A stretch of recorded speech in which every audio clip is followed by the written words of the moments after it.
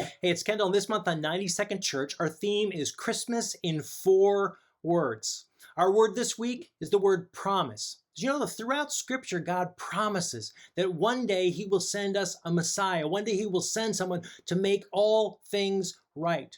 This promise first shows up near the very beginning of the first book of the Bible in Genesis chapter 3. Here's the setting. Adam and Eve have just been deceived by the serpent. They've rebelled against God, and because of that, death, not just physical death, but also emotional, relational, spiritual death, death enters the world. And in response, God curses the serpent. Here's what He says, Genesis 3, verse 14.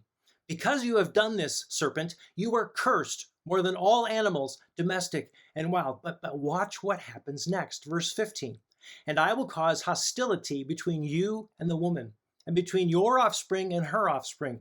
He will strike your head, and you will strike his heel.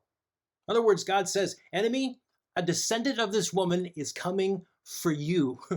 And you will nip at his heel, but he is going to crush your head. Now, what's so powerful for me here is that the first thing God says after Adam and Eve push him away is not, get out of my sight, you worms. Leave me alone, you people. No, the first thing that God does is make a promise of deliverance. The first thing He says is, enemy, you may have won the day, but I will win the war. I will make a way for my people to return. And then He goes and does it. He did it in the person of Jesus, who by His death and resurrection from the grave, He defeated sin, defeated death, defeated the grave, and made a way for us to be reconciled with God again.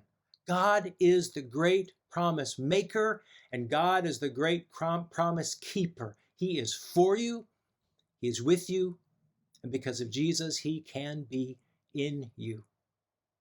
We'll talk to you soon.